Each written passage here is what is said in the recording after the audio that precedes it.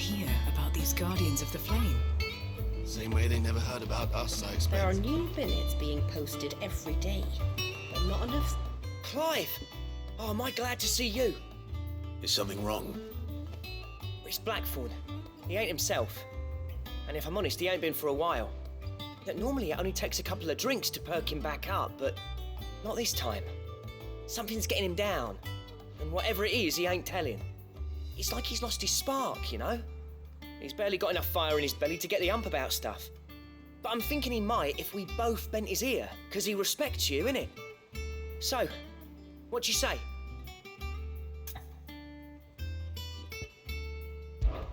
Fine. If you think it will help. Knew you'd understand. But if he doesn't want to talk, we let him be. He'll open up when he's ready. All right. Now, he'll only smell a rat if we both turn up at once. So, I'll go first, and you can meet us at the forge. Wait a bit, then head over when you're ready.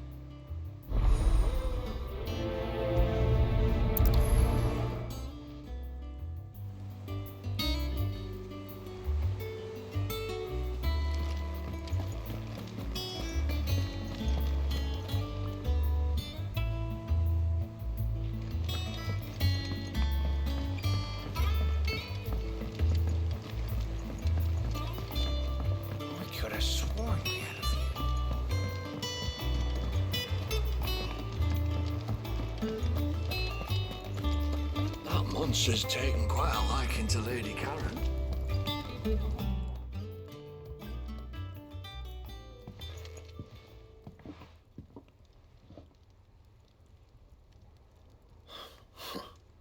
First August, and now you. What are you pair up to? What's it got to do with me? August was worried that something had been weighing on your mind. I thought you might want to talk about it. Did you now? I told you not to stick your nose in my business. What'd you go and do? Clive just wants to help, innit? What's so bad about that? Talk to him. You never know, you might feel better for getting it all out in the open. Please, mate. I'm worried about you. Phil, shut you up. It's nothing really. Stupid. Not the sort of thing you bother people about. Why don't you tell us all the same?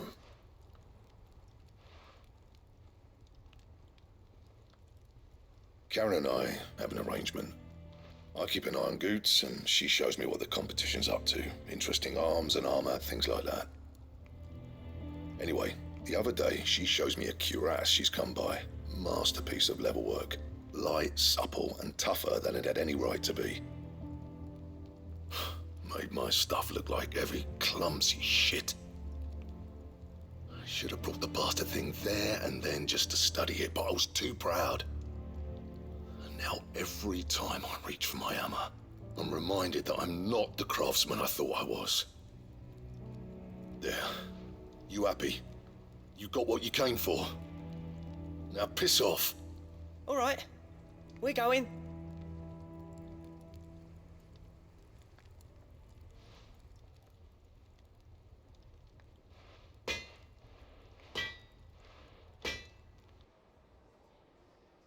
I always thought of old Blackthorn as a bit of a force of nature.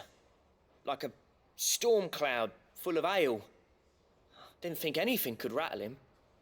Least of all a stupid piece of leather. Blackthorn's always taken pride in his craft. Questioning it means questioning himself. Something tells me this is only going to get worse. If he has doubts, it will affect his work, which will only add to his problems. We need to nip this in the bud. I couldn't agree more. He said he should have bought that cuirass. Perhaps we should track it down for him. Assuming you're happy to help, that is. Too bloody right I am. Glad to hear it. First things first, then. We need to speak to Karen.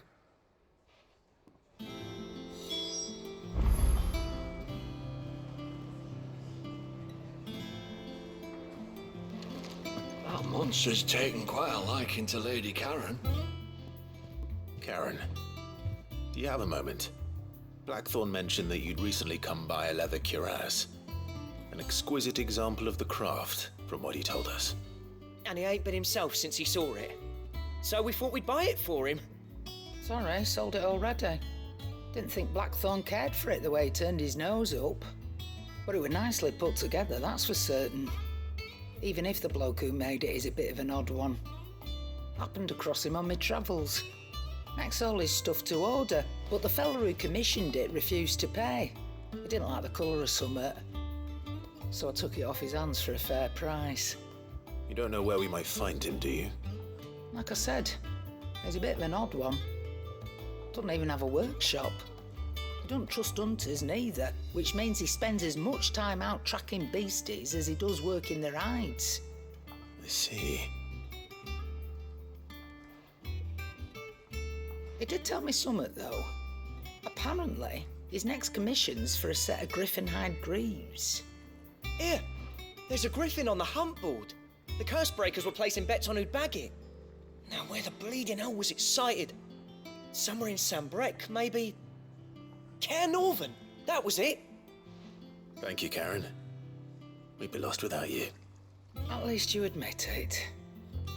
So, it sounds like going after that griffin might be the best chance we have of finding our roaming leather worker. I'll leave the hunting to you if you don't mind. While you get on with that, I'll ask around the markets. See if I can't sniff out who he is and where he's hiding. Good idea.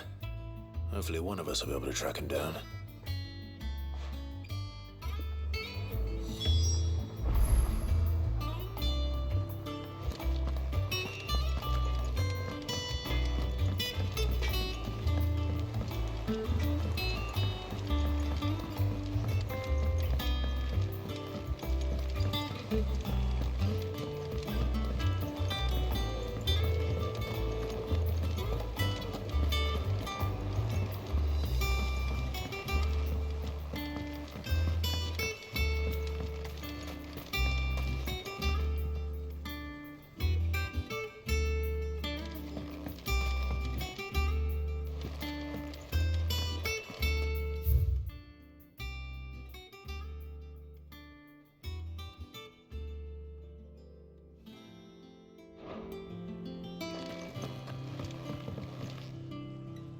Flowers can bring succor, and they can bring death.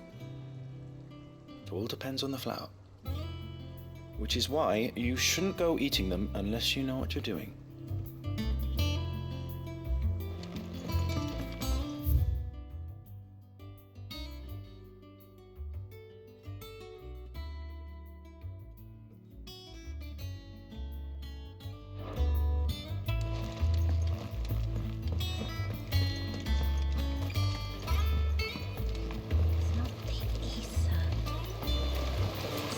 Now, Martel.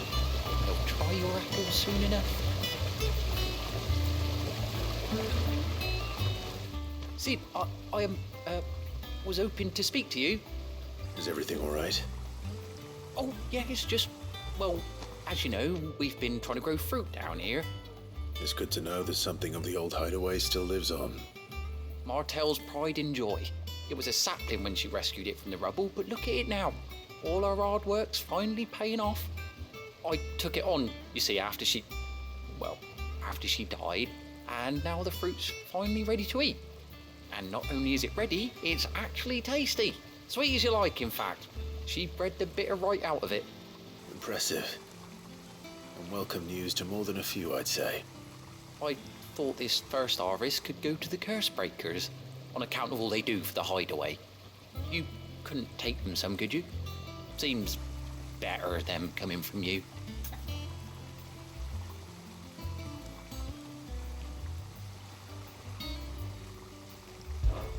It'll be nice being the bearer of good news for a change. Oh, thank you. She always had a soft spot for that lot, see? And once they've had their share, I'll see to it that everyone else gets some. Here you go. Martel apples, they're called, in honor of her memory. You hear that, Martel? Today's finally the day.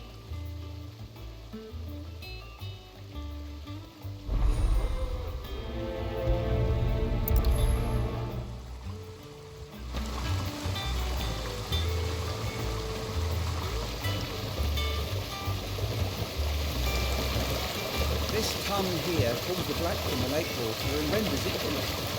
You'll have to ask Mid if you want to know how it works, though.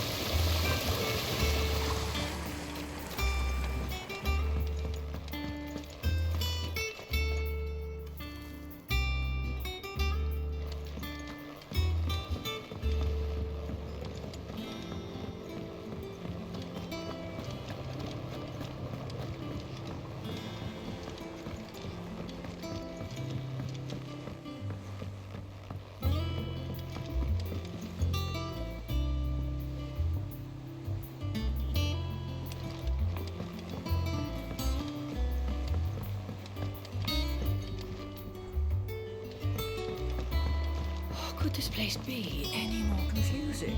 I'm lost half of the time. I'd say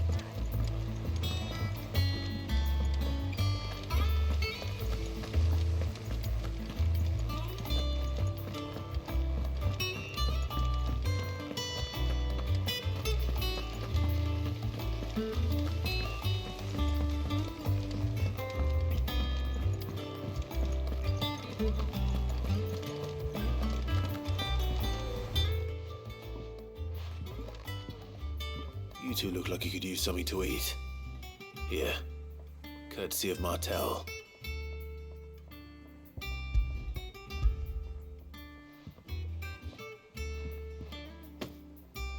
Martel. Now, where have I heard that name before? Weren't she the girl from the Furrows? Course she was. An odd sort, that one. Loved plants more than people. Aye, and brave as a bane might. Remember when she ran back into the hideaway to collect them trees when Titan attacked? Wait, These aren't those apples, are they? Well, I'll be. She'd have been proud, and rightly so. Thank you, Sid.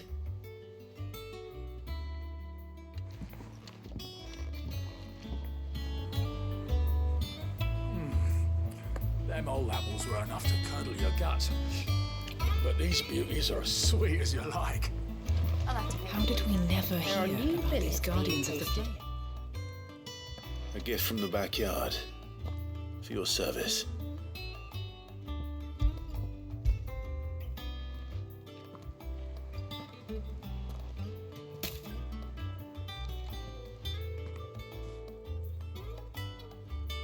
Blimey, these take me back. I haven't seen a hideaway apple since. Old Sid was the only one who could stomach the things. He'd nab 'em right from the branch, made Martel livid.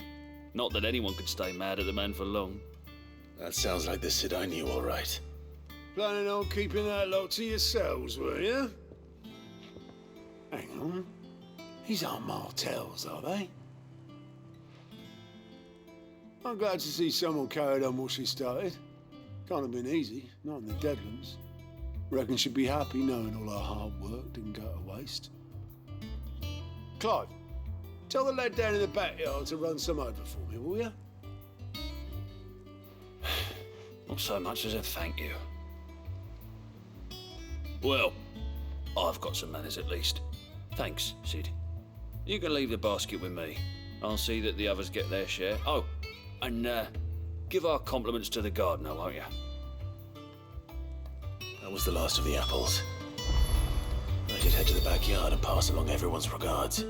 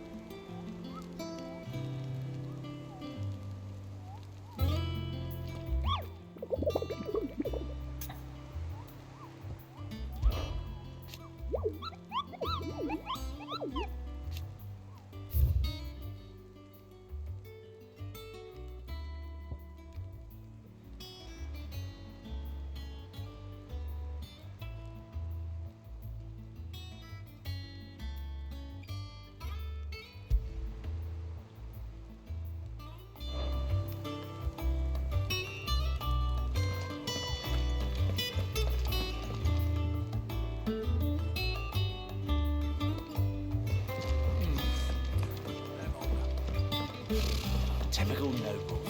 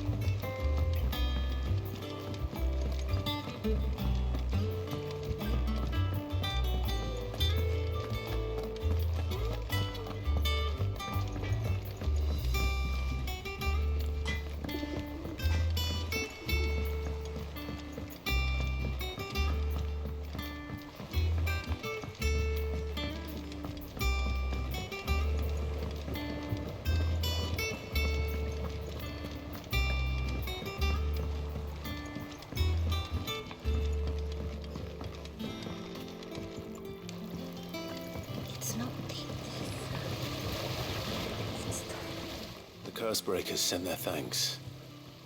And their compliments. They were clearly very fond of Martel. They remembered her. After all these years. I suppose she was very kind, even to a tongue-tied lummox like me. You were one of the good ones, Martel. Why did you have to die? She put everything into her work. She wasn't going to rest until we had fruit sweet enough to enjoy. And now we do. When she died, I named a sapling after her. And now it's a full-grown tree. Martel lives on through the fruit it bears. And through you. Her dream would have died with her, had you not kept it alive. That's something to be proud of. I didn't do anything really, but thank you. You're kinder to me than I deserve. By the way, Otto's expecting some of your crop. And I wouldn't mind some of it either, if that's not too much to ask. Of course not. I'll see that you're both well provided for. They like your fruit, Martel. Isn't that wonderful? I'd say it's about time we planted you some siblings, don't you think?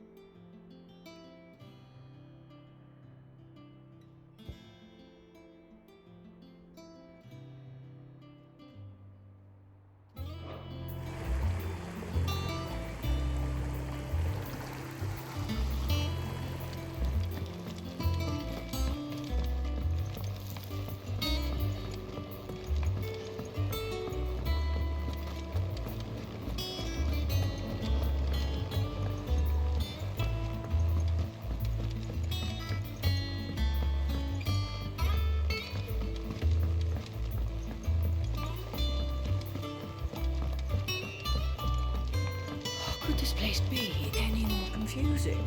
I'm lost half of the time.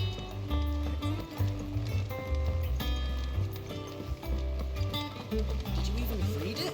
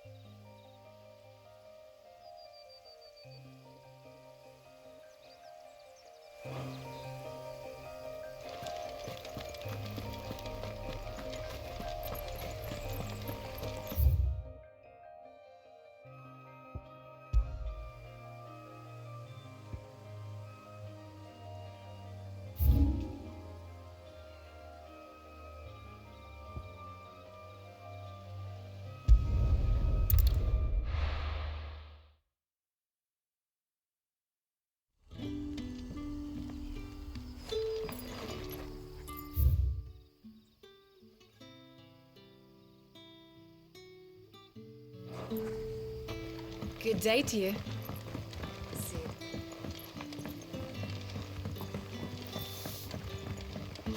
The crystals we...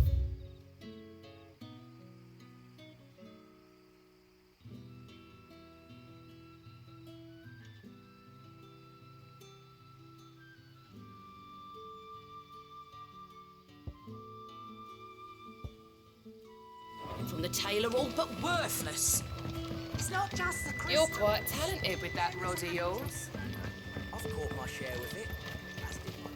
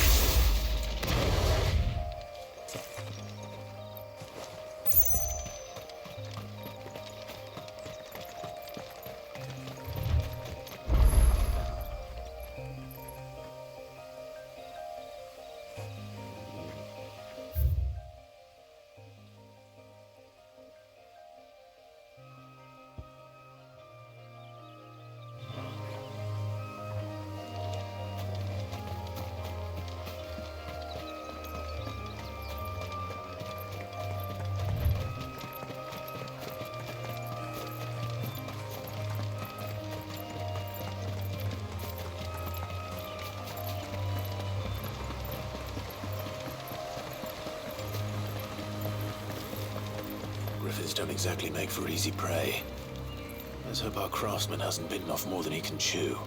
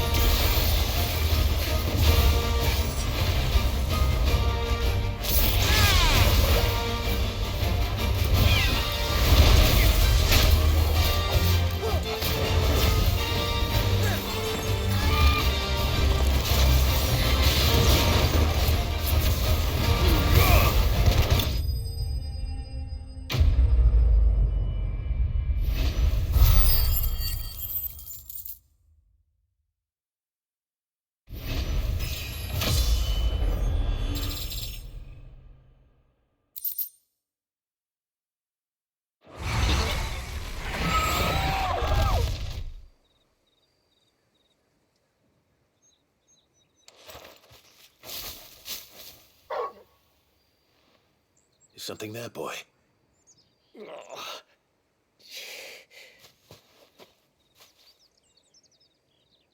Could that be our man?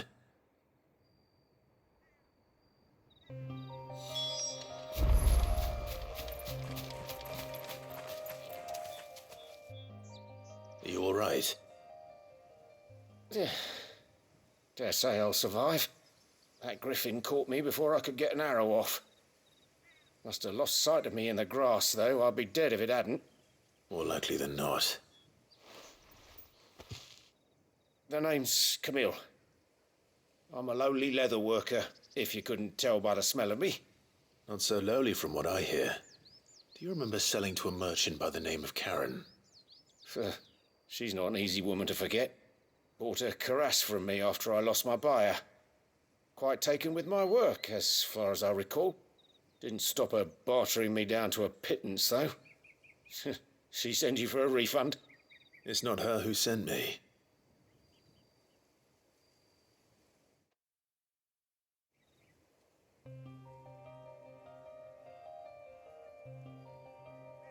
Well, consider me flattered. You should be. He's a master of his art, and not an easy man to impress. Blacksmiths are proud folk. It's a rare thing indeed for one to praise a glorified tanner. And I don't imagine an impressive swordsman like yourself would be getting your steel from any but the best. I'd dearly love to help a fellow craftsman, but... well, actually, I suppose you could give him this. What is it? Treated leather. Same stuff I used to make that cuirass. If your man's as skilled as he sounds, he'll know what he's looking at. You sure? Well, you did save my life. And thanks to you, I'll be going home with all the griffin hide I can carry. I'd say it's the least I can do. Short of showing him how to make the thing myself, that is. But there are rules against it. Secrets of the trade and whatnot. In that case, I'll see that he gets it. I'd be much obliged if you would. Right. I've got some greaves to make. You send your blacksmith my regards. Will do. And thank you.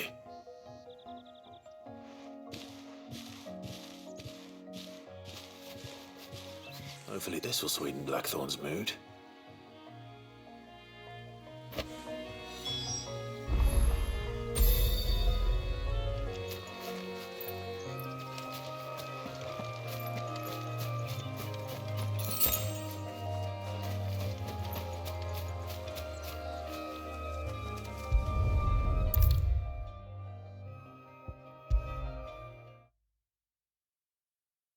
With a bit of luck, Clive might even find the geezer. Bloody busybodies, the both of you. How'd it go, Clive? Did you find him, or does the hunt continue? I found him. And he asked me to give you this, along with his regards.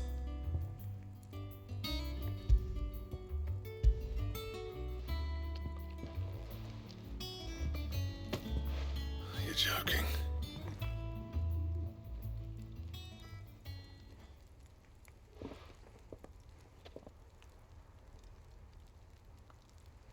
He said he wouldn't teach you how to work it, but that if you were as skilled as you sounded, you'd have no trouble understanding how it was done. So that's his secret. Crafty bastard. He's layered and cross-grained it. Good few times, too. No wonder it's tough. And that's no ordinary oil he's used to get that finish. Oh, this is fine work. Even finer than I thought. Yeah? I'll take your word for it. Just looks like leather to me. Still, I'm glad you're happy. Here, Clive, you didn't happen to catch the fella's name, did you? Camille, I believe. I thought as much. There ain't many leather workers in the realm daft enough to do their own hunting, see, and his name kept cropping up when I was asking around. Turns out he's from Tabor. Then again, most leather workers are. But our friend Camille guards a long-held family secret, the details of which are the subject of some debate in the leather-working community. Then we better keep this close to our chests. Listen, sorry for putting the both of you to all that trouble. Should have kept my moaning to myself. Still, I'm glad you found him. This has cheered me right up. That was the idea. Clive's idea, anyway. He did most of the work. It's good to have you back, Blackthorn. Just don't expect me to go turning out work like this. There's a reason he does his own hunting. He knows exactly what hides to look for. And that's how he gets them to layer up so nicely. And don't get me started on how much oiling this leather would need. But I reckon I can make something about as good. Something a Cursebreaker will have no trouble caring for. Anyway, enough nattering. I've got work to be getting on with.